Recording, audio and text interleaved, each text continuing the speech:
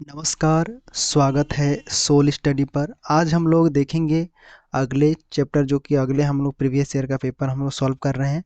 तो अब हम लोग फास्ट करते हैं और जो है जल्दी से हम लोग पेपर को ख़त्म करते हैं। तो इसी प्रकार से प्रीवियस ईयर पेपर को हम लगातार सॉल्व कर रहे हैं और करेंगे। तो यहाँ पर एक बटन है जॉइन बटन, जो आपने ज्वाइन किया है आप सभी ने, तो उनके लिए बता देता हूँ कि थोड़ा-सा आप पेशेंस रखिएगा। इसके बारे में मेरे को जानकारी नहीं था ज़्यादा, लेकिन अभी पता चला, एक सर बताया उन्होंने। तो ये जो होता है स्पेशल चीज़ों के लिए होता है, मतलब जो जॉइन करता है उनको स्पेशल चीज़ें दिया जाता है, जैसे कुछ स्पेशल वीडियोस प्रोवाइड किए जाते हैं। तो आप जो ही लोग जॉइन किए हैं, तो आप लोग थोड़ा पेशेंस रखिएगा। आप सबको जो है डिटेल से यहाँ सब जो है अगले क्लास में आपको जो है यहाँ पर बता दिया जाएगा, ठीक है? मतलब यहाँ पर जो भी आप जॉइन किए होंगे, सभी को जो है यहाँ पर वीडियो और नोट्स जो है यहाँ पर प्रोवाइड किया जाता है। मुझे इसके बारे में पता नहीं था, लेकिन यहाँ पर आप देख सकते हैं कि जॉइन बटन करने के बाद आपको जो है मतलब एक्स्ट्रा चीज़ें उसको प्रोवाइड किया जाता है उनको, ठीक है? एक्स्ट्रा चीज़ें मतलब स्पेशल कोई चीज़ें होती है जो हम नॉर्मल वीडियो अपलोड करते हैं, उसके अलावा आप उनको जो है क्या-क्या चीज़ें दिए जाते हैं, यहाँ पर देख सकते हैं। इसमें जॉइन किए होंगे, ठीक है? गोल्ड और सिल्वर 2 टाइप के हैं। तो इसके बारे में भी जानकारी नहीं था, लेकिन यहाँ पर देख सकते हैं इसमें दिया हुआ है। तो इसको जॉइन किए होंगे आपने, तो जो लोग जॉइन किए होंगे वो थोड़ा-सा रुकेंगे। वो जो लोग कमेंट करेंगे उनको जो है यहाँ पर आसानी से जो है मुझे पता चल जाएगा। तो आप सब जो जॉइन किए हैं, आप सबके लिए बहुत-बहुत थैंक यू। और देखिए कि अभी मैं आपको जो है नोट्स के बारे में बताता हूँ कि कहाँ से आपको नोट्स प्राप्त करना है। देखो, अभी इस वीडियो को डालने के बाद आपको नोट्स मिलेगा। देखो, सिंपल आपको जो है जाना है यहाँ पर सोल स्टडी, यहाँ गूगल है, उस पर आपको मोबाइल में सर्च करना है सोल स्टडी।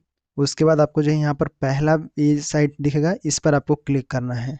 यहाँ पर क्लिक करने के बाद देखोगे, यहाँ पर देखो ये रीजनिंग के लिए है। यहाँ पर मुझे दिखाया गया है, ये आपके सामने ये दिख रहा है, ये आपको रीजनिंग के लिए यहाँ पर दिया गया है।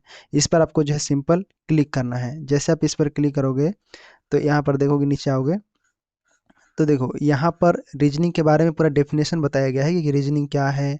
जो लोग नहीं पढ़े हैं उनके लिए बता रहा हूँ, बाकी जैसे मैं क्लास लिया हूँ, क्लास के दौरान सारी चीज़ें बता चुका हूँ। देखो, रीजनिंग में नोट्स यहाँ पर ये देखोगे तो पूरा चीज़ इस ओवरव्यू मिल जाएगा, यहाँ पर क्लिक करोगे तो, ठीक है? मतलब क्या क्या सिलेबस में है, क्लासिफिकेशन से है, सीरीज से देखो को यहाँ पर नोट्स दिया हुआ है। और थोड़ा सा मैं एग्जाम्पल देके यहाँ पर बताया गया है कि किस प्रकार से सवाल रहता है, कोडिंग डिकोडिंग के अंतर्गत देखो यहाँ पूछा गया है। तो जो मेन चीज़ें हैं, अगर आप इतना पढ़ लेते हो तो आप जो है प्रीवियस ईयर का पेपर लगाओगे तो बिल्कुल आसानी से भी बनने लगेगा। अभी हम पेपर सॉल्व करेंगे और इसको आप जो है, अगर कैलेंडर नहीं देखोगे तो कैलेंडर के बारे में यहाँ पर देख सकते हैं। देखो, रीजनिंग के और नाम परिवर्तन और नॉन वर्बल में आप देख लीजिएगा। नॉन वर्बल में बहुत लोग फंसते हैं, नॉन वर्बल की प्रैक्टिस करते ही नहीं हैं आप लोग, क्योंकि नॉन वर्बल में क्या होता है, देखो ये नॉन वर्बल में क्या होता है, पिक्चर से रिलेटेड रहता है। जब इमेज वाला होता है फॉर्म, तो उसमें जैसे मिरर इमेज हो गया, वाटर इमेज हो गया, कटिंग पेपर हो गया, इसमें से है जो हम अपना कॉमन सेंस लगाते हैं और उसी के हिसाब से हम जवाब देते हैं। नीचे आपको जो है, यहाँ पर नीचे जाओगे तो यहाँ पर ये सिलेबस है, ये मतलब क्लिक करोगे यहाँ पर, तो जो रीजनिंग का कंप्लीट टॉपिक होता है वो यहाँ पर आपको इसके सामने यहाँ पर दिख जाएगा, ठीक है? तो ये जानकारी है। अब देखो, आगे आपको जो भी अलग नोट्स यहाँ पर प्राप्त करना है, तो यहाँ पर मैं अपलोड कर दूंगा, इस पर मिल लीजिएगा। अभी इसके बाद जो भी जैसे भी नोट्स है, मैथ का है, रीजनिंग का, सभी का नोट्स आपको जो है यहाँ पर मिल जाएगा, समझे? तो यहाँ से आपको इसको आके प्राप्त कर लीजिएगा। और जो लोग ज्वाइन किए हैं उन लोग थोड़ा सा धैर्य रखिएगा। आपको जो है स्पेशल वीडियोस प्रोवाइड करेंगे, जो कि आपको जैसे जो बुक होते हैं, बुक बनाया गया है, जो भी अभी क्लासेस के दौरान बुक है, उसके माध्यम से बुक का आपको जो है मिलेगा, नोट्स मिलेगा बुक का, ठीक है? तो आप लोग थोड़ा धैर्य रखेंगे, ठीक है? जो जो लोग जुड़े हैं थोड़ा सा पैसेंस रखिएगा आप लोग, क्योंकि इसके बारे में पता नहीं था मेरे को, ठीक? आगे देखो, यहाँ पर हम लोग सवाल पढ़ रहे हैं। आज हम इस पेपर को ख़त्म करेंगे, ठीक है? इसको हम जो आज को है ख़त्म करना है, तो सभी लोग बनाते रहिए। यहाँ पर देखिए, सबसे पहले यहाँ पर ये जो है टाइम, डिस्टेंस एंड यहाँ पर जो है स्पीड, इससे रिलेटेड ये सवाल है। ट्रेन की गति और ऐसा सवाल हमेशा पूछा जाता है। और इसी प्रकार से क्वेश्चन पूछेगा कि एक रेलगाड़ी जिसकी लंबाई 180 मीटर है, एक बिजली के खंभे को 6 सेकंड में पार करती है, तब एक पुल जिसकी लंबाई 240 मीटर है को पार कितने समय में करेगी? जब जान रहे हैं कि यहाँ पर 180 मीटर को 6 सेकंड में पार कर रहा है, तो हमें स्पीड का पता चल जाएगा। स्पीड हमें निकल जाएगा कैसे? तो देखो, ये देखो लंबाई कितना है ट्रेन का, तो 180 मीटर है। खंभे को कितने सेकंड पार कर रहा है? 6 सेकंड में। तो अगर हम 180 को 6 से भाग दे देंगे तो हमारा स्पीड निकल जाएगा, कितना निकल जाएगा? तो 30। 30 मीटर प्रति सेकंड है। स्पीड क्या है यहाँ पर, ट्रेन का 30 मीटर प्रति सेकंड है। उसी प्रकार से अगर हम पुल को भी निकालते हैं तो पुल को निकालने के लिए सबसे पहले ट्रेन को देखना पड़ेगा और यहाँ पर पुल की लंबाई देखना पड़ेगा। तो इन दोनों को आप जोड़ोगे तो पता चलेगा कि इन दोनों का दूरी कितना है, दूरी निकल जाएगा। दूरी निकल जाएगा, उसके बाद हम समय निकाल लेंगे, दूरी बटे स्पीड, यहाँ पर डिस्टेंस अपॉन डिस्टेंस, टाइम के लिए यहाँ पर टाइम बराबर यहाँ पर डिस्टेंस को क्या करेंगे, स्पीड से भाग दे देंगे, निकल जाएगा ना। तो देखो सिंपल है, सबसे पहले यहाँ पर 180 मीटर का रेल है, ठीक है, प्लस में 240 मीटर का पुलिया है। तो इन दोनों को जोड़ोगे तो कितना हो जाएगा, टोटल टोटल 420 मीटर का यहाँ पर डिस्टेंस है। डिस्टेंस है मतलब रेलगाड़ी का मिला के और पुलिया का, दोनों को मिला के इतना डिस्टेंस है।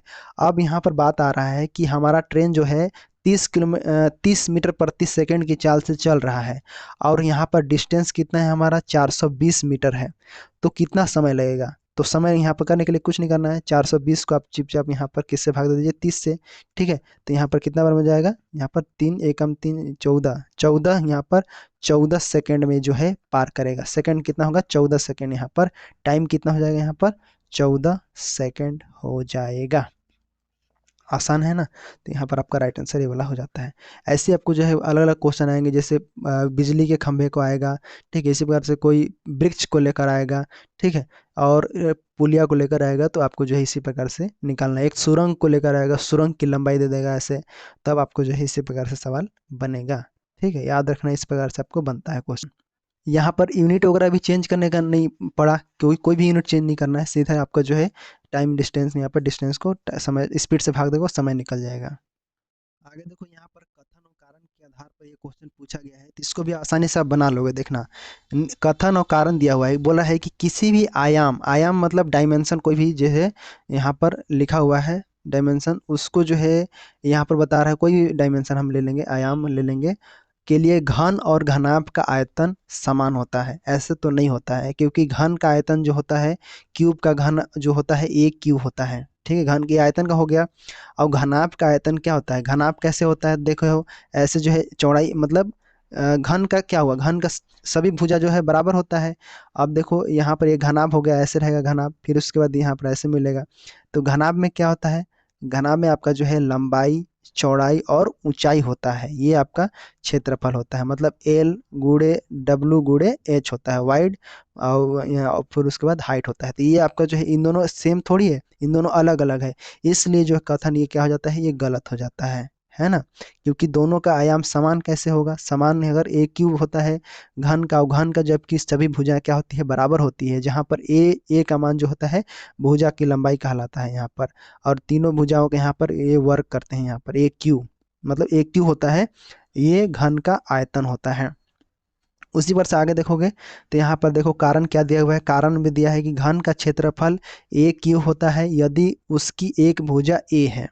तो यहाँ तक ठीक है, लेकिन घन का क्षेत्रफल बोल रहा है, तो यहाँ पर ए क्यू जो होता है ये क्या होता है, घन का आयतन होता है, न कि क्षेत्रफल होता है, ठीक है। यहाँ पर क्षेत्रफल नहीं होता, यहाँ पर आयतन होता है।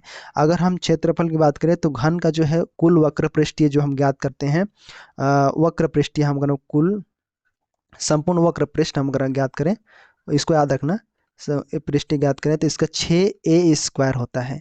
6a² जो होता है ये क्या होता है, घन का वक्र पृष्ठीय, मतलब कुल संपूर्ण वक्र पृष्ठ का क्षेत्रफल यहाँ पर 6a² होता है। तो ये भी गलत हो जाएगा, क्योंकि यहाँ पर घन का क्षेत्रफल ए क्यू लिखा है, जो कि गलत है, क्योंकि ए क्यू घन का आयतन होता है।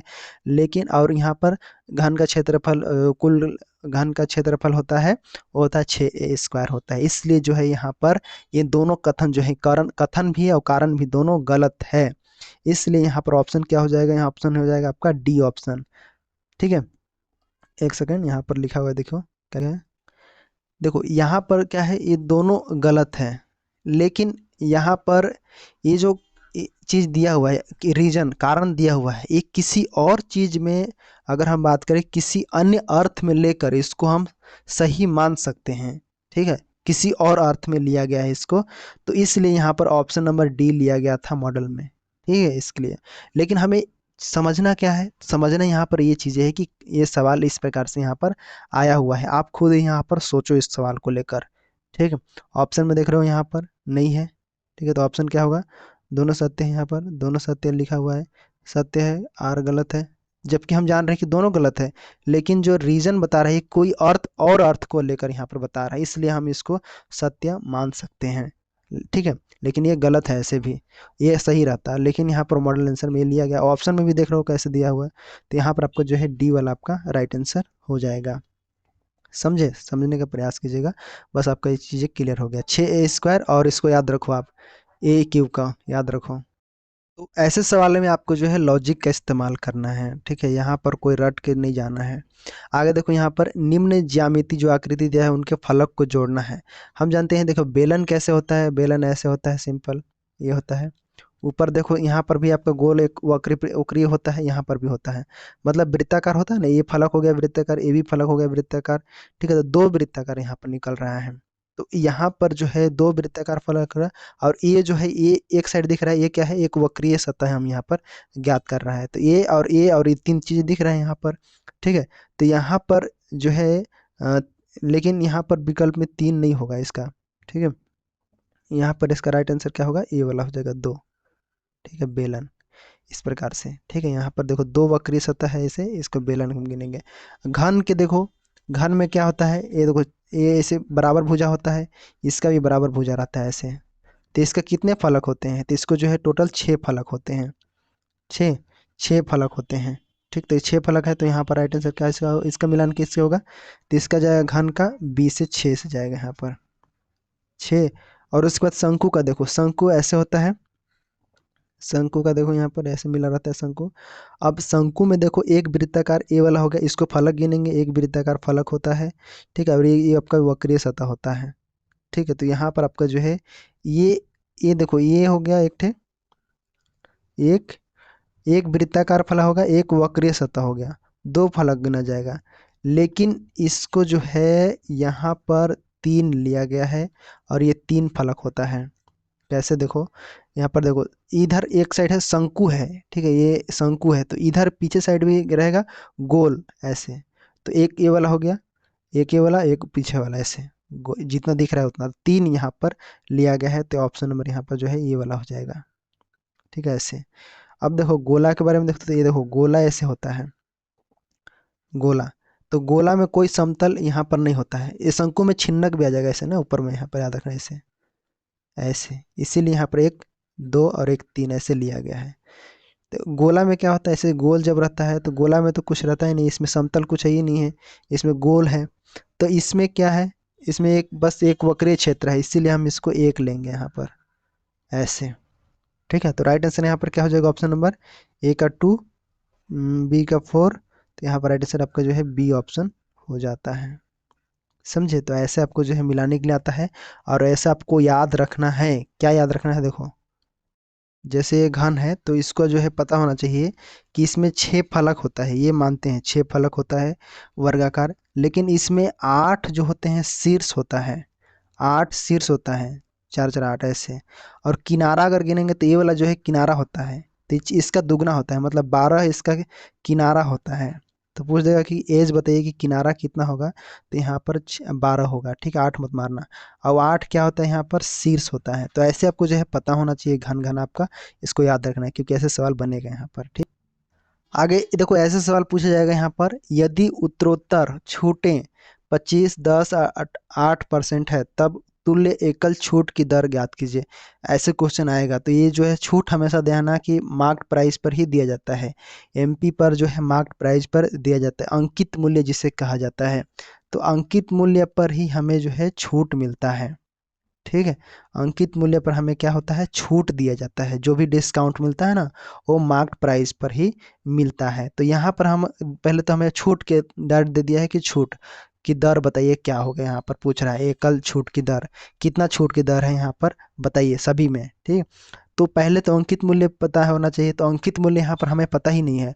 तो हम जानते हैं कि कोई भी संख्या जो होती है अपने आप में 100% होता है, तो हम यहाँ पर 100% मान के चलेंगे कि माना जो है अंकित मूल्य यहाँ पर एमपी जो है मार्क्ड प्राइस यहाँ पर 100 रुपये है, 100 रुपये माना, और इसी पर जो है 25% का यहाँ पर छूट देता है। तो कहने का मतलब क्या हुआ कि देखो 100 हुआ ये, और ऊपर में यहाँ पर गुणा, और जो पैसा है जिस पर छूट मिलता है उसको हम -1, और यहाँ पर आपका जो है 25 बटे में यहाँ पर 100% हम रखेंगे, क्योंकि परसेंट को यहाँ नीचे 100 कर दी। एक यहाँ पर आपका, ये आपका क्या आ गया यहाँ पर देखिए, ये आपका जो है यहाँ पर 100 है, ठीक है, 100 है -25, 25% हमें 100 में से निकालना है, और ये जो है आपका एमपी है यहाँ पर माने हैं।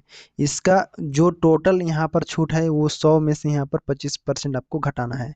तो सिंपल क्या आ जाएगा आपका, यहाँ पर आ जाएगा आपका 0.75 आ जाएगा, ठीक है, मतलब 75 पर यहाँ पर आ जाएगा 75, ये मूल्य हो जाएगा, ठीक है, यहाँ पर 25% छूट के बाद।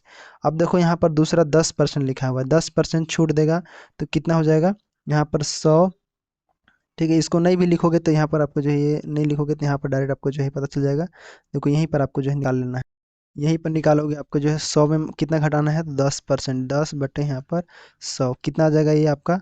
देखो यहाँ पर आपका जो है ये आएगा आपका, भिन्न का बना सकते हो यहाँ पर नीचे 100, फिर उसके बाद क्या हो जाएगा, कुछ नहीं करना है, 10 है ऊपर, उसको जो है दशमलव में बदलना, तो यहाँ पर क्या हो जाएगा 0.10 हो जाएगा, और यही चीज़ें 100 में घटा दोगे तो यहाँ पर कितना आ जाएगा 0, यहाँ पर टोटल घटा दोगे तो कितना आ जाएगा 90 आ जाएगा, ठीक है।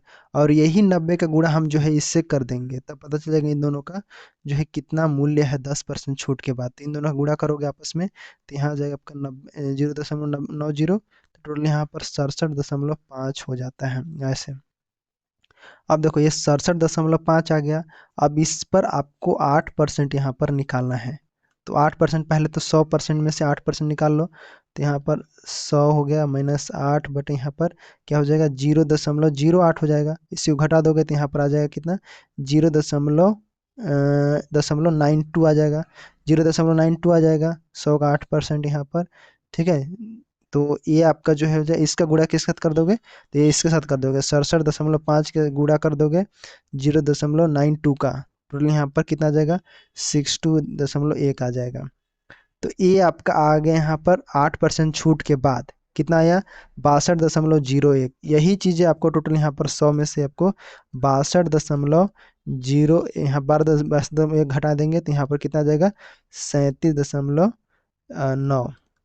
यही आपका आंसर हो जाएगा। इसको परसेंटेज में बदलोगे तो भी आपको इतना ही आएगा। देखो 37.9 बटे में यहाँ पर 100 गुणे में यहाँ पर 100 बराबर, ये 100 कट जाएगा, यहाँ पर टोटल कितना आ जाएगा 37.9% आपका राइट आंसर हो जाता है। ऑप्शन नंबर यहाँ पर ए वाला आपका राइट आंसर हो जाता है।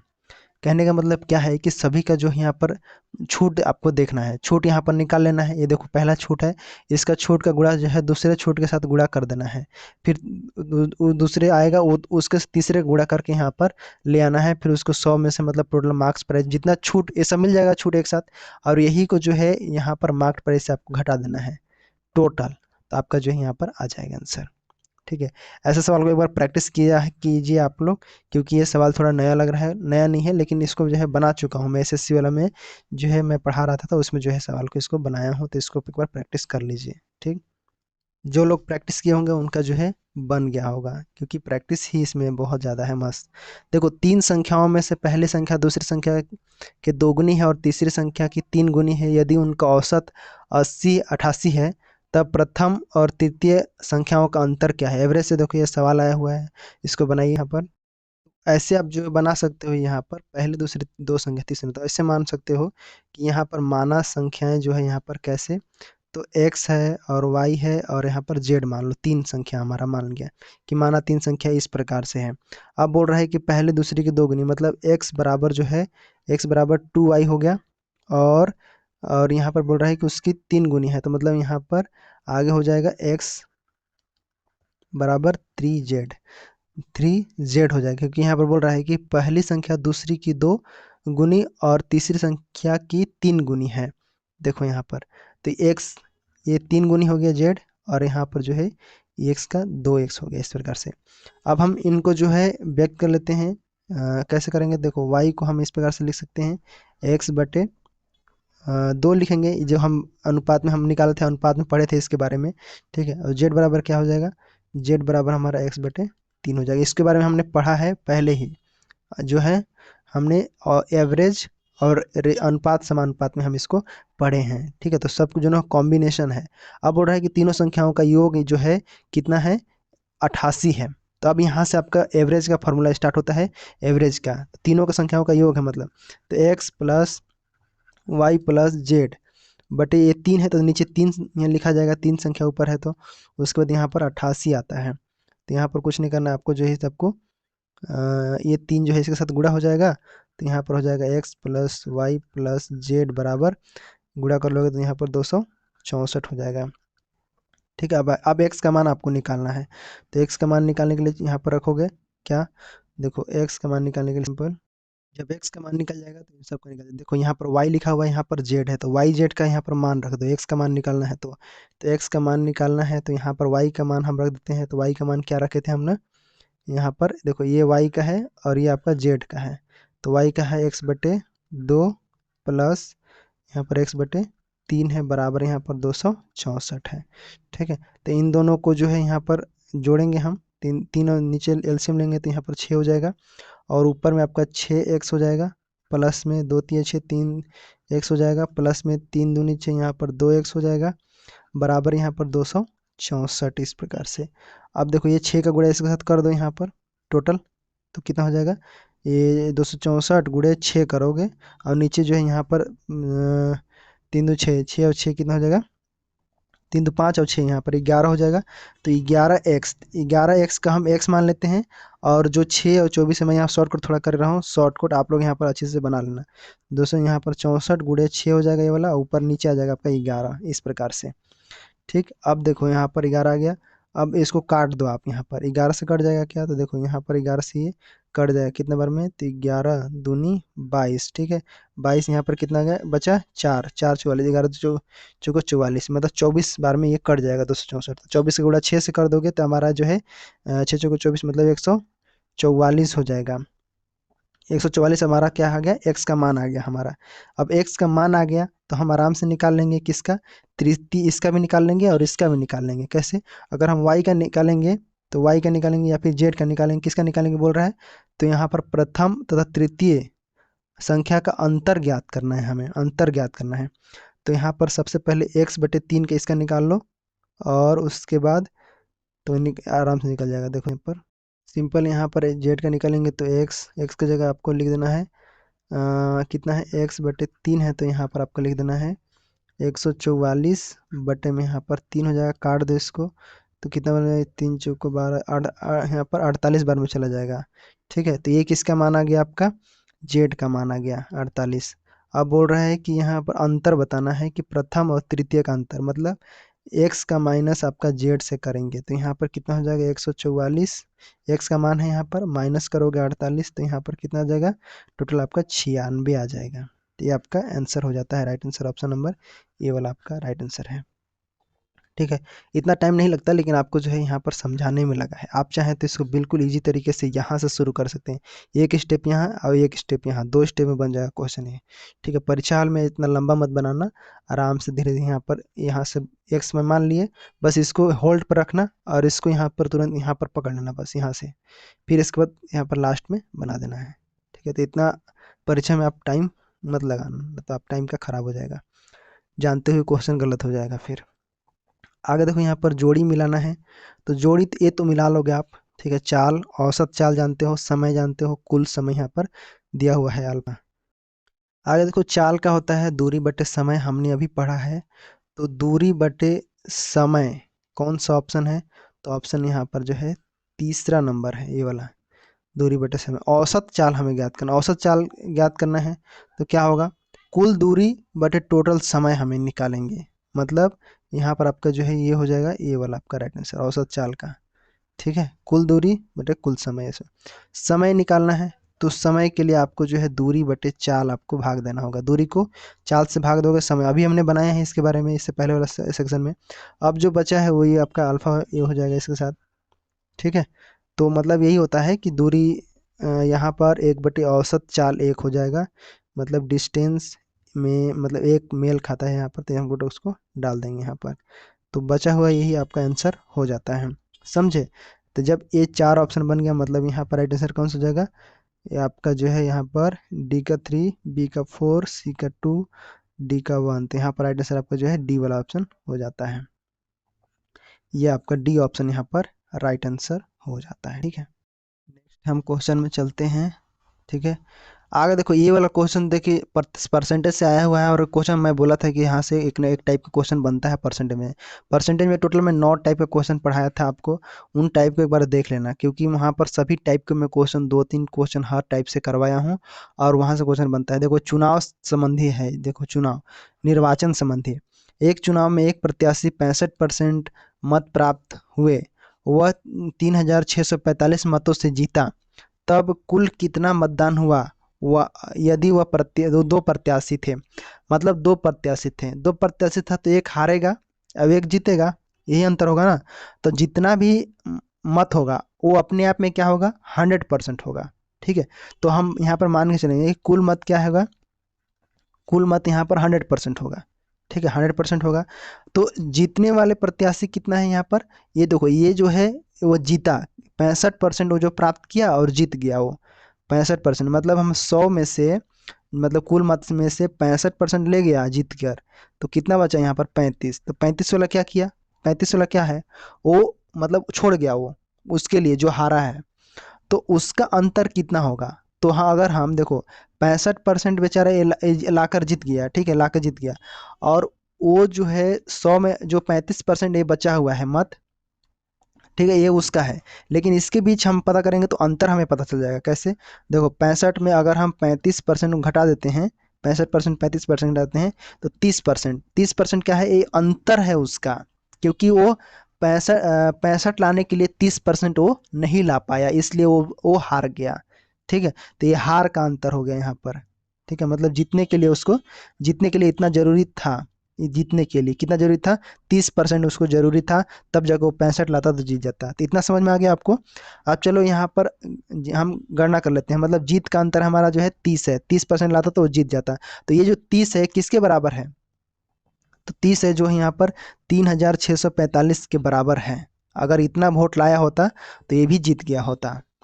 ठीक है, तो ये 30% जो है किसके बराबर है, तो ये जो है 3645 मत के बराबर है, इसके बराबर है ये भी। ठीक समझे, तो हम ऐसे लिख सकते हैं कि 30% बराबर यहाँ पर 3645 हो जाता है। अब तो एक मत के लिए क्या निकालेंगे, एक मत के लिए निकाल लेंगे यहाँ पर, एक मतों की संख्या यहाँ पर निकाल लेंगे। एक मतों की संख्या निकालोगे तो 3645 बटे यहाँ पर 30 से भाग दे दो इसको, 30 से भाग दोगे तो कितना हो जाएगा, ये आपका दशमलव में चला जाएगा जी, दशमलव में चला जाएगा। तो ले आते हैं हम इसको, देखो ये आपका 30, 121, 121 हो जाएगा ये, और आपका दशमलव उसको 5 है तो 5 ही यहाँ पर लिख जाएंगे। ठीक है, ये दशमलव का शॉर्टकट देख लेना आप, मैं आपको बताया हूँ भाग देने का ट्रिक। तो 121.5 हो जाता है यहाँ पर। अब देखो हम जानते हैं कि कुल मतदान 100 था, 100% था कुल मतदान, कितना था, 100% था। तो 121 जो है यहाँ पर क्या आया है, एक मतों की संख्या आया है। तो 100% मतों की संख्या कितना हो जाएगा, तो इसका गुणा हम 100 से कर देंगे। ठीक है, तो हम पता चल जाएगा, तो 121.5 इसका 100 से गुणा करोगे तो एक जीरो को दशमलव साथ खिला दो, इसको खिला दो तो एक जीरो बचेगा, तो यहाँ पर लिख दो 121 और 50। ठीक है, आपका 121.50 आपका आंसर हो जाता है। ठीक है, एक एक दशमलव जीरो खा गया और बचा जो एक जीरो बचा यहाँ पर 121। आपका राइट आंसर कौन सा हो जाएगा, ऑप्शन नंबर यहाँ पर डी वाला आपका करेक्ट आंसर हो जाएगा। ऐसे क्वेश्चन बनता है और आने की संभावना है, तो ऐसे क्वेश्चन बना लेना अच्छे से, क्योंकि चुनाव संबंधी को पता होना चाहिए ना परसेंटेज के बारे में, यही चीज़ तो चेक किया जाता है। तो यहाँ पर समझ में आया कैसे कैसे होता है, मत के बारे में, कैसे हारने की मत क्या है, कितना से जीत सकता था वो, कितने मत से हारा हो। ठीक है, ये पता होना चाहिए। एक मत की वैल्यू क्या है, एक मत की वैल्यू पता चल गया तो फिर 100% मत की वैल्यू निकाल दो। ठीक है, ऐसा कुछ यहाँ पर पता हो जाता है। आगे देखो यहाँ पर लिखा हुआ है, एक समांतर चतुर्भुज दो आसन भुजाओं की लंबाई 8 और 9 सेंटीमीटर है, इन भुजाओं के सिरों को जोड़ने वाले विकर्ण की लंबाई 13 सेंटीमीटर, तो इसका क्षेत्रफल ज्ञात कीजिए। तो यहाँ पर हम जब त्रिभुज, यहाँ पर देखो चतुर्भुज दिया हुआ है, तो ऐसे हम चतुर्भुज बना लेते हैं। अब से अब बोल रहा है कि दो आसन भुजाएं है, ठीक है, 8 सेंटीमीटर और 9 सेंटीमीटर, इन भुजाओं के सिरों को जोड़ने वाले 13 सेंटीमीटर यहाँ पर है। इसका क्या है, ये आपका विकर्ण है। ठीक, तो यहाँ पर क्षेत्रफल पूछा है, क्षेत्रफल पूछा है तो हीरो का सूत्र लगा दो यहाँ पर। हीरोन का सूत्र कब काम आएगा, तो यहाँ पर आपको जो है इसको लगा दो, आंसर आ जाएगा। देखो यहाँ पर ये 8 है और ये 9 है। ठीक है, अब देखो ये वाला आपका बीच में ये ट्रायंगल बना रहा है, त्रिभुज बना रहा है। त्रिभुज का क्षेत्रफल अगर हम ज्ञात कर लेंगे, मान लेते हैं त्रिभुज का क्षेत्रफल जो भी आएगा, उसके बाद उसको हीरो के साथ लगा देंगे, हीरो का सूत्र ज्ञात करेंगे। हीरो का सूत्र उपयोग करके हम क्या करेंगे, त्रिभुज का क्षेत्रफल निकाल लेंगे दोनों का। ठीक, इस प्रकार से आपका जो है यहाँ पर आंसर आ जाएगा। क्योंकि लास्ट में हम क्या करेंगे, इसका ये त्रिभुज एक वाला एक हो गया, ये दो हो गया, और जो भी आएगा हीरो का सूत्र मतलब इसका इसका आएगा आंसर। ठीक है, तो इसको हम क्या करेंगे, दो से गुणा कर देंगे, हमारा आ जाएगा वो भी। क्या आ जाएगा, चतुर्भुज के क्षेत्रफल मतलब पूरा निकल जाएगा। ठीक है, कुल क्षेत्रफल निकल जाएगा। समझिए पहले कि आपको जो है पूरा यहाँ पर यहाँ से यहाँ तक पूरा फॉर्मूला की जरूरत नहीं है, आपको सवाल इस प्रकार से दिया हुआ है। तो यहाँ पर आप पता करिए कि यहाँ पर देखिए दो त्रिभुज आपको दिख रहा है, इधर और इधर। ठीक है, अब यहाँ पर हम क्या कर सकते हैं, आप यहाँ पर पाइथागोरस लगाने जाएंगे क्या, पाइथागोरस भी लगा सकते हैं, ऐसा नहीं है, लगा के निकाल ले सकते हैं। लेकिन यहाँ पर हम लगाएंगे हीरो का सूत्र, हीरो का सूत्र लगाएंगे तो एक स्टेप में निकल जाएगा। ठीक है, तो हीरोन का सूत्र यहाँ पर लगाते हैं। तो पहले तो आपको जो है यहाँ पर भुजा का निकालना पड़ेगा, एस का निकालना पड़ेगा मान। ठीक है, एस का मान निकालने के लिए सभी भुजाओं का मतलब ए प्लस बी प्लस सी बटे में 2 ऐसे करते हैं, यही फॉर्मूला है ना। तो ए का मान यहाँ पर कितना हो जाएगा, 8 हो जाएगा, ए वाला रख लो, प्लस में बी का यहाँ पर 9 रख लो, प्लस में यहाँ पर सी का आपका 13 रख लो इसे। ठीक है, बटे में आपका 2 से यहाँ पर भाग दे दो, इन दोनों को जोड़े तो कितना हो जाएगा, 8 9 30, यहाँ पर कितना हो जाएगा 30, 30 को यहाँ पर 2 से भाग दो, कितना हो जाएगा 15। ठीक है, तो ये 15 आपका जो है एस का मान आ गया। अब यहाँ पर एस का मान आ गया तो हीरो का फार्मूला लगा दो यहाँ पर। हीरो का फार्मूला जानते हो ना, हीरो का फार्मूला लगाने के लिए मैं इसको लिखने रहता हूँ। ठीक है, इसको मैं लिखता हूँ यहाँ पर। यहाँ देखो हीरो का फार्मूला लगाते हैं, तो यहाँ पर क्या हो जाएगा, एस अंडर रूट में यहाँ पर हो जाएगा एस, फिर एस माइनस ए, फिर एस माइनस बी, फिर एस माइनस सी। ठीक है, यहाँ पर कोष्टक ऐसे, कोष्टक ऐसे। ठीक है, ये आपका हीरो का सूत्र हो गया। कुछ नहीं करना है, एस का मान 15 है, नीचे यहाँ पर 15 माइनस में यहाँ पर क्या हो जाएगा 8 हो जाएगा, 8 ए का मान है, यहाँ पर रखोगे तो एस का मान 15 माइनस यहाँ पर क्या हो जाएगा 9 हो जाएगा। अब उसके बाद यहाँ पर 15 माइनस में यहाँ पर क्या रखोगे 13 रखोगे, क्योंकि सी का मान 13 है, अंडर रूट में इसको ले लोगे ऐसे। ठीक, अब यहाँ पर हम घटाएंगे तो यहाँ पर कितना जाएगा, यहाँ 7 का बचेगा, तो 15 का गुणा हम 7 से करेंगे, यहाँ पर 15 में से 9 गए, यहाँ पर आपका जो है 6 बचेगा, और यहाँ पर 15 में से 13 मतलब 2 बचेगा। तो इस प्रकार से ये अंदर आ गया, ये त्रिभुज के यहाँ पर अंडर रूट आ गया। अब इसको तोड़ लोगे, तोड़ के जो जोड़ा में है उसको बाहर निकालो, जो जोड़ा में नहीं है उसको अंदर रहने दो, क्योंकि जोड़ा लेकर बाहर निकलेगा। तोड़ोगे तो यहाँ पर देखो 3 गुणे 5 गुणे 7 गुणे 2 गुणे 3 गुणे 2। अब देख लो, यहाँ में से जोड़ा जोड़ा जो है उसको बाहर निकालो, कि देखो ये है, ये है 3 है और ये 3 है, बच गया क्या 5 और 7 बच रहा है नीचे। बाहर का निकल रहा है 3 और 2 निकल रहा है, 3 और 2 निकल गया बाहर, और अंडर रूट में क्या बच गया 5 और 7 बच गया, 7 बचे 35, 6 6 अंडर रूट में 35 ये हुआ। ये आपका जो है त्रिभुज के यहाँ पर मान आ गया। अब क्या करोगे, अब क्या करोगे, यहाँ पर आ गया आपका क्या आ गया यहाँ पर 6 अंडर रूट में 35 आ गया। तो जानते हैं कि क्षेत्रफल आता है तो वर्ग में आता है, मीटर वर्ग में आता है, वर्ग क्षेत्रफल ऐसे ज्ञात करते हैं ना वर्ग में, तो यहाँ पर हमारा स्क्वायर हो जाएगा इसके, इतना वर्ग क्षेत्रफल, हम इसको सेंटीमीटर में करेंगे तो वर्ग सेंटीमीटर हो जाएगा। अब देखो ये आगे हमारा क्षेत्रफल आ गया। ठीक है, एक त्रिभुज का मान का आ गया, मान लेते इसका आ गया, ठीक है, या फिर उसका आ गया, दोनों में से किसी का आ गया यहाँ पर, ठीक आ गया। लेकिन अब हमें दोनों को निकालना है, तो दोनों को निकालना है तो इसका 2 से गुणा कर दो, चुपचाप इसको 2 से गुणा कर दोगे तो क्या हो जाएगा 6 दूनी 12 हो जाएगा, 12 अंडर रूट में 35 आपका वर्ग सेंटीमीटर ये आपका हो जाएगा इस प्रकार से। तो 12 अंडर रूट में 35। देखो हीरो का सूत्र भी बहुत जगह काम आता है, तो इसको भी याद रखना। यहाँ पर मैं इरेज करना चाहता हूँ, देखो यहाँ पर आपका यहाँ पर क्या हो जाएगा 35, तो ये आपका जो है आंसर हो जाता है, क्या हो जाता है 12 अंडर रूट में 35 स्क्वायर। तो यहाँ पर सही आंसर क्या हो जाएगा, ऑप्शन नंबर बी वाला आपका यहाँ पर राइट आंसर हो जाएगा इससे। ठीक है, तो ऐसे भी सवाल आपके यहाँ पास बनेगा। देखो प्रीवियस ईयर में पूछा गया क्वेश्चन है, तो इसको जो है बनाइए अच्छे से, समझिए पहले कैसे कैसे त्रिभुज को निकाला है। चतुर्भुज को निकालने के बजाय यहाँ पर देखो पाइथागोरस का इस्तेमाल नहीं किए हैं, यहाँ पर हीरोन का सूत्र याद किए हैं। ठीक है, हीरोन के सूत्र से निकाला, एस का मान निकाला, एस का मान यहाँ पर रख दिया, बाकी यहाँ पर आ गया फार्मूला। हम हीरो का सूत्र बचपन से ही हम पढ़ते आ रहे हैं। आगे देखो क्वेश्चन दिया हुआ है कि एक कोण अपने पूरक कोण के दुगने से 30%, 30 डिग्री कम है तो छोटा कोण होगा। देखो पूरक कोण का दुगना पूरक 90, 90 का यहाँ पर पूरक का दुगना मतलब समपूरक हो गया। ठीक है, समपूरक हुआ ना इसका।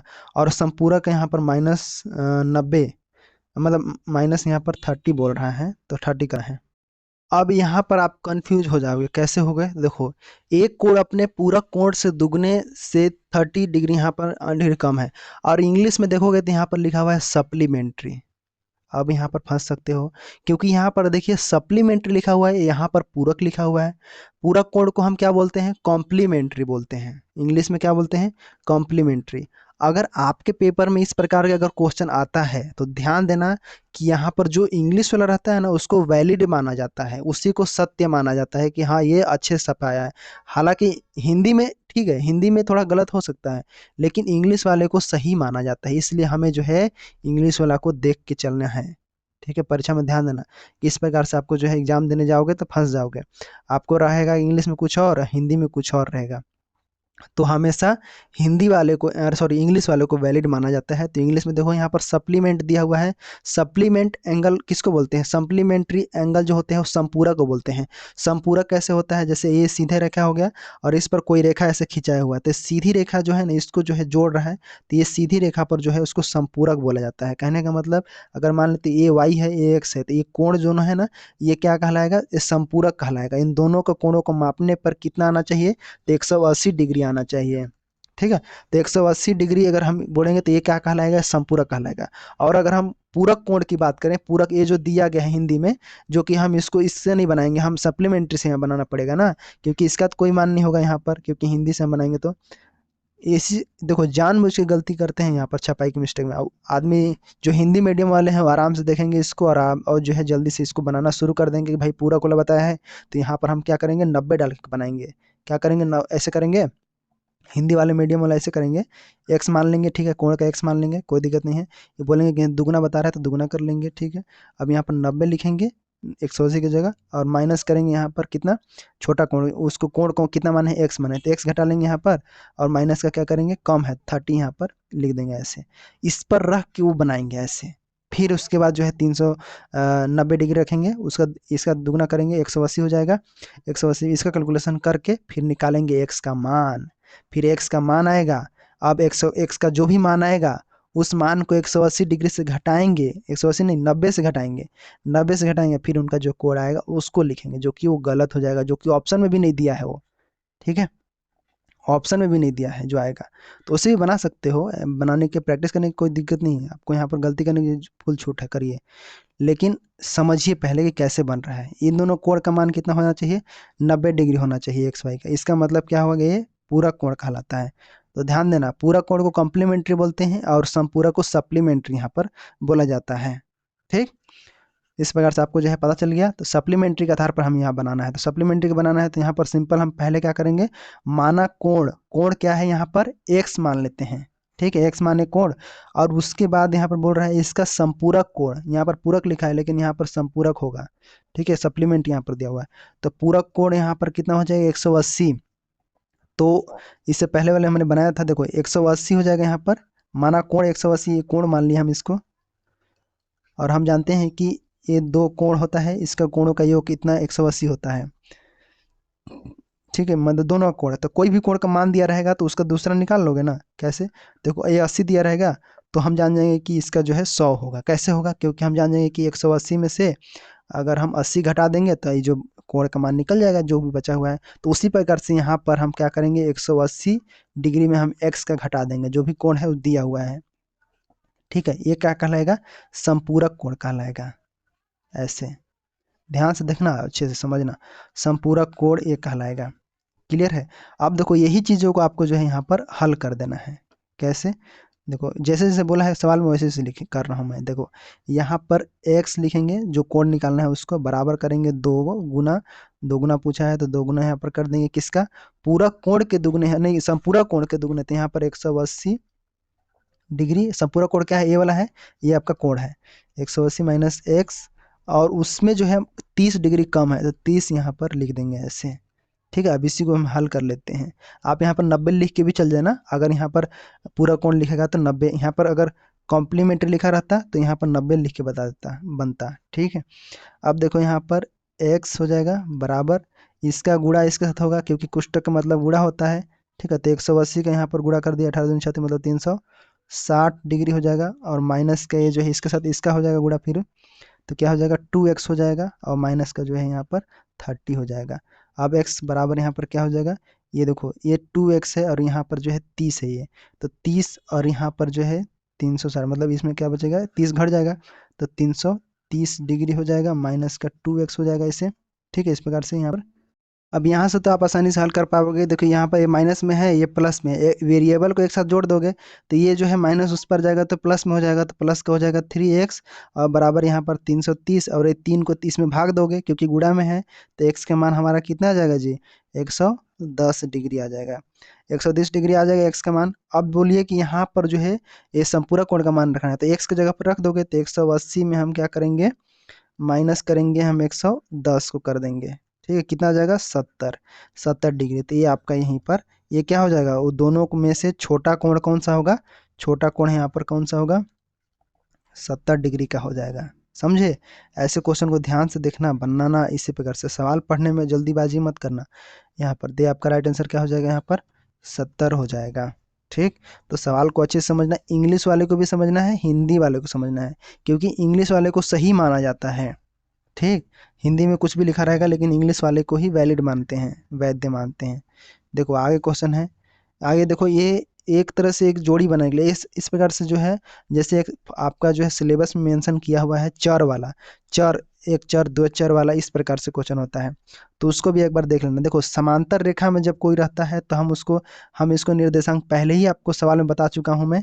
ठीक है, इसमें देखिए कि यहाँ पर रेखा रहता है, जैसे मैं आपको जो है निर्देशांक ज्यामिति में पढ़ाया था कि जैसे कोई रेखा रहता है, ये वाला इस रेखा, तो रेखा का एक फॉर्मेट रहता है, ये समीकरण रहता है, तो वही चीज़ें यहाँ पर समांतर रेखा को दर्शा रहा है ऐसे, तो रेखा का समीकरण को यहाँ पर ये बताया जाता है। तो रेखा का फॉर्मेट हमेशा रहता है ए एक्स बी वाई और प्लस सी में बराबर 0, ऐसे जो है फॉर्मेट यहाँ पर रहता है ऐसा। तो ये तो सही है, पहला वाला तो सही है। लंबवत रेखा के लिए यहाँ पर बोल रहा है, तो लंबवत रेखा यहाँ पर बोल रहा है, देखो ये इसमें लंबवत रेखा बोल रहा है, जोड़ी मिलाना है ना, जोड़ी कहाँ है, तो ये देखो ये जोड़ी है। देखो कैसे फॉर्मेट बना दिया है, साल में पढ़ने में ही थोड़ा सा दिमाग में लगाना पड़ेगा, लेकिन कोई बात नहीं, हम तो सॉल्व करेंगे इसको आसानी से। ऐसे क्वेश्चन को सॉल्व करना हमारी, देखो सिंपल, हाँ समझ लेते पहले। देखो पहले ए एक्स बी वाई और प्लस सी 0 के लंबवत रेखा है, लंबा वाला, ठीक है लंबवत। अब देखो इसको पढ़ लेना है, पहले पढ़ लो अच्छे से। A X plus B Y plus C यहाँ पर दिया हुआ है, ये आपका मूल बिंदु मतलब समांतर मूल बिंदु से होकर जाने वाली रेखा समीकरण है। ठीक है, समझ गया। आगे देखो यहाँ पर एक्स बी से वही लिखा हुआ है सेम, लंबवत और मूल बिंदु से होकर गुजरने वाली रेखा है। अब यहाँ पर जो है इन दोनों को मिलाना है, तो सबसे पहले यहाँ पर देखो मैं पहला वाला आपको बना कर दिखा रहा हूँ ना, समझो। पहला सूची इसको अभी मत ध्यान दो, सूची 1 को मिलाने के लिए अभी मत ध्यान दो, अब मैं यहाँ पर डायरेक्ट बता रहा हूँ, इसको ध्यान दो आप। ठीक है, देखो सबसे पहले अगर आपके सामने इस प्रकार समांतर रेखा की बात करता है, तो इसमें जो होता है ए के नियतांक मानते हैं शायद, वो उस टाइप से नहीं रहता, मतलब ऐसे रहता है। देखो A X plus B Y plus के बराबर 0। ठीक है, तो ये सी ही है, यहाँ पर सी को ही दर्शाया गया है, के चाहे पी चाहे यहाँ पर इसमें लिखा जाता है स्थिरांक, तो इसका जो होगा मिलान होगा किसके साथ होगा, 2 के साथ होगा, यहाँ पर इसके साथ होगा। ठीक है, देखते जाना। लंबवत वाला देखते हैं, लंबवत वाला में देखेंगे तो लंबवत वाला में आपका जो है माइनस में चला जाएगा। ठीक है, लंबवत वाला में ऐसे जाएगा तो माइनस में चला जाएगा, माइनस में जाएगा तो यहाँ पर देखिए आपका कैसे होगा, माइनस वाला में देखो ए बी एक्स हो जाएगा, पहले लंबवत है ना तो बी एक्स हो जाएगा, और माइनस में ए वाई प्लस में के, ये आपका 0, तो ये आपका जो है बी एक्स वाला हो जाएगा, ए वाई मतलब बोले तो यहाँ पर आपका ये 3 वाला हो जाएगा इसका। ठीक है, चौथा वाला देखोगे तो ए एक्स बी वाई प्लस सी बराबर 0 है। देखो बनाने का प्रयास करो, अब बन जाएगा क्वेश्चन, इतना नहीं है। ठीक है, बनाने का प्रयास करो, आपको थोड़ा सा कैलकुलेट करो, कॉपी पेन चलाओ, तब अपने आप रास्ता दिखेगा आगे कैसे कैसे क्या करना है, कहीं ना कहीं से क्लिक करेगा माइंड में और बनेगा सवाल। ठीक है, ऐसे आप देखते रहोगे केवल तो नहीं समझ में आएगा, लगेगा क्या ही हो रहा है। देखो A x B Y plus सी बराबर समांतर और मूल बिंदु है, दोनों हैं। तो समांतर और मूल बिंदु को हम किस दर्शाते हैं? देखो मूल बिंदु मैं बताया हूँ, शुरू क्वेश्चन में बताया था कि जीरो और जीरो से दर्शाते हैं। जैसे ये रेखा रेखा है ना ऐसे, तो ये जो मूल बिंदु है ये वाला कहलाता है जीरो। ठीक है, ये जीरो जीरो कहलाता है, ये मूल बिंदु। इसी को मूल बिंदु कहा जाता है, इसको वाई इसको एक्स कहा जाता है। तो मूल बिंदु यहाँ से हो गया। अब बोल रहा है कि मूल बिंदु से मूल बिंदु से होकर जाने वाली रेखा, तो वो जीरो में बदल जाएगा, वो जीरो में बदल जाएगा। कहने का मतलब कि ए जीरो हो जाएगा, ठीक है, उसके बाद प्लस बी जीरो हो जाएगा, उसके बाद आपका जो है के बराबर जीरो, इस प्रकार से। तो ए जीरो बी जीरो के हो जाएगा। इसका मतलब क्या हुआ कि के यहाँ पर जिसका अर्थ क्या हो जाएगा, इसका समीकरण क्या बनेगा, तो ए एक्स हो जाएगा, ए एक्स प्लस बी वाई बराबर जीरो हो जाएगा। इस प्रकार से यहाँ पर के हट जाएगा, मतलब यहाँ पर कौन सा हो जाएगा इसका, तो इसका आपका जो है वन वाला हो जाएगा, ये वाला। ठीक है, ये वाला आपका हो जाएगा। अब जो बचा, जैसे ये वाला बचा है डी वाला, डी वाला को देखो, डी वाला कैसे बनाएंगे, तो यहाँ पर जो है इसमें भी आपका क्या बोल रहा है, मूल बिंदु ही बोल रहा है, तो मूल बिंदु से जीरो से ही जाएगा, तो मतलब वही वाला उल्टा लेकिन जाएगा। ये लंबवत लंबवत में उल्टा जाएगा, ध्यान रखना। देखो ये लंबवत है ना, अगर ये जाएगा तो जीरो से होते हुए जाएगा इधर से घटते हुए, और इधर जाएगा तो सीधा जाएगा ये वाला ऐसे। ठीक है, तो इसीलिए मैं बोल रहा था कि इसमें अलग अलग टाइप रहता है, थोड़ा सा आपको ध्यान देना पड़ेगा। तो यहाँ पर बी से शुरुआत होगा, बी जीरो माइनस ए, माइनस में जाएगा क्योंकि माइनस में है लंबवत। ठीक है, लंबवत माइनस में है, तो ए जीरो ए, उसके बाद ए जीरो, उसके बाद जोड़ दो के को बराबर जीरो, इस प्रकार से। तो वही बी और एक्स आएगा, तो मतलब ये वाला आपका राइट आंसर हो जाता है, लास्ट वाला। तो इस प्रकार से आपका जोड़ी मिलेगा। मतलब कहने का अर्थ यहाँ पर क्या हो जाएगा, यहाँ पर आपका जो है ए का टू, ए का टू, ए का टू, ए का टू, ए का टू, उसके बाद बी का थ्री, बी का थ्री, ए का टू, बी का थ्री, तो आपका राइट आंसर ए वाला हो जाएगा, बी ऑप्शन। ठीक है, ये वाला आपका राइट आंसर हो जाता है, डी का फोर सही है। ठीक, तो ऐसे आपको जो है यहाँ पर बनाना है। क्लियर है, समझ आया? आगे सवाल यहाँ पर देखिए, ये आगे तो बढ़ेंगे। तो ये देखो A L LCM H C F से है, थोड़ा सा इसमें अलग तरीके से बोल रहे हैं। 5 अंकों के सबसे छोटी संख्या जिसे 3 4 5 6 से विभाजित करने से प्रत्येक स्थिति में शेषफल 2 प्राप्त होता है, मतलब 2 प्राप्त होता है, इसको बोलना है। तो सबसे पहले हम इनका इन 3 4 5 6 का एलसीएम ले लो, सबसे पहले इन्हीं का एलसीएम ले लो। तो कितना हो जाएगा इनका एलसीएम, 3 4 5 और 6 का एलसीएम हमारा हो जाता है 60 एलसीएम हो जाता है। अब बोलता है कि 5 अंकों की सबसे छोटी संख्या क्या होगा, 5 अंकों की छोटी संख्या आपका 1 2 3 4 5, नहीं नहीं नहीं, ये नहीं होगा। ठीक है, ये हो जाएगा 10,000 हो जाएगा। ठीक है, अब 5 अंकों की सबसे छोटी संख्या आपका 10,000 है, तो 10,000 को हम 60 से भाग देंगे, एलसीएम से 60 से भाग देंगे, तो लगभग जो है ये 166 67 66 67 तक चला जाएगा, 66 ही जाएगा शायद, 66 67 जाएगा। मैं अगर भाग दूं तो यहाँ पर 166 67 67 आसपास जाएगा। ठीक है, तो मतलब 166 67 लगभग जो है जाएगा। ठीक है, अब देखो ये 166 67 को अगर हम 60 से, इसका गुणज है ये, इसका गुणज कहलाएगा, 1000 का गुणज कहलाएगा ये। तो अगर हम 60 का अगला हम निकालेंगे गुणज, क्योंकि इसके बारे में, तो इन दोनों को गुणा करके देखो तो कितना हो जाएगा, 1000 नहीं 10,020 हो जाता है, 10,020। अब बोल रहा है कि 10,020 में 5 अंकों की सबसे छोटी संख्या है जो पूरी तरह से विभाज्य है। ठीक है, कोई दिक्कत नहीं। तो मतलब हाँ 100, ये जो है ये संख्या जो है, ये जो है 5 अंकों की सबसे छोटी संख्या, ये सबसे जो है विभाज्य है। मतलब जब इसमें 60 से भाग चला जाएगा तो विभाज्य है ये टोटल। अब बोल रहा है कि प्रत्येक स्थिति में 2 शेषफल प्राप्त होता है, इसलिए जो है यहाँ पर 2 अधिक होगा। विभाज्य में जो है 2 अधिक, कोई भी हम भाग करेंगे लेकिन उसमें प्लस का 2 जोड़ना पड़ेगा, इसलिए हम 1002 में, हम 1020 में 2 जोड़ लेते हैं, तो 1000 कितना हो जाएगा, 22 हो जाएगा। राइट आंसर कौन सा हो जाएगा, ऑप्शन नंबर यहाँ पर सी वाला आपका राइट आंसर हो जाएगा। तो ऐसे जो है क्वेश्चन आपका आया हुआ है, इसको जो है क्वेश्चन के बार प्रैक्टिस करना, आपको बनाना है इसको। आगे देखो आगे क्वेश्चन क्या दिया हुआ है। आगे आपका लास्ट क्वेश्चन है, इसके बाद आपका जीके जीएस है। ठीक है, जीके जीएस तो समझ जाओगे। एक तिर्यक रेखा जो दो रेखाओं को काटती है जो दोनों में समांतर होगी। ऑप्शन दिया हुआ है कि आंतरिक वैकल्पिक कोण समान हो, आंतरिक वैकल्पिक कोण असमान हो, बाह्य पढ़ लेना इसको ऑप्शन को।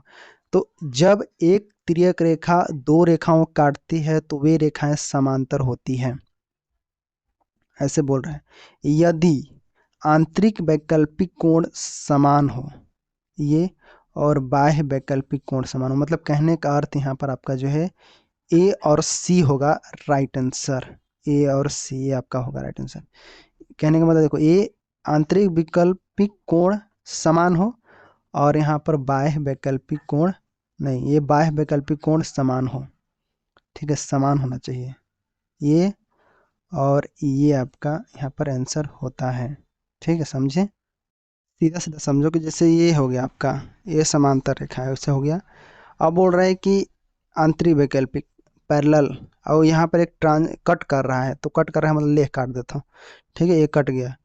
ठीक, अब बोल रहा है कि आंतरिक वैकल्पिक समान, तो अगर कहने का मतलब यहाँ पर क्या समान हो जाएगा, तो इधर से भी कट कर सकता है, कोई दिक्कत नहीं है, यहाँ से भी मतलब यही होगा। देखो ए हो गया, ए हो गया, बी हो गया, एल हो गया, तो ए बी क्या है, ये पैरेलल है यहाँ पर।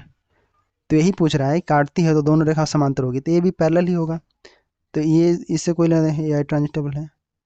इसी प्रकार से आपको जो है रेखांकन कोड से क्वेश्चन आया हुआ है, तो इसको जो है आप थोड़ा सा प्रैक्टिस करना, अच्छे से देखना, ये भी आपका जो है आसानी से बन जाएगा। क्लियर है, समझ में आया। तो ये सवाल आपको जो है मैथ का कैसा लगा, इसको जरूर बताइए कमेंट में। ठीक है, चलिए अब आगे हम लोग क्वेश्चन आंसर करते हैं। अब यहाँ सबका फास्ट रहेगा, लेकिन आप कमेंट करते हैं कि बड़ा क्लासेस आप बना देते हो, तो यहाँ पर हम छोटा ही रखते हैं। इसको हम अगले क्लास में देख लें। आसान ही है। भारत के देखो एक वन लाइनर है, भारत के राष्ट्रीय पक्षी कौन है।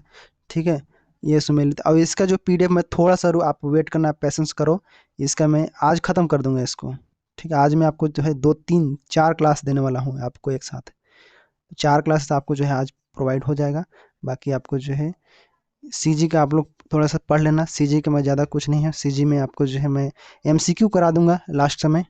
ठीक है, एमसीक्यू करा दूंगा जो भी वस्तुनिष्ठ बुक है उससे, और हिस्ट्री का बस फैक्ट ही है, कुछ नहीं है। तो चलिए मिलते हैं अगले क्लास में। ठीक है, सभी को धन्यवाद, और जुड़ने के लिए भी धन्यवाद। मिलते हैं अगले क्लास में।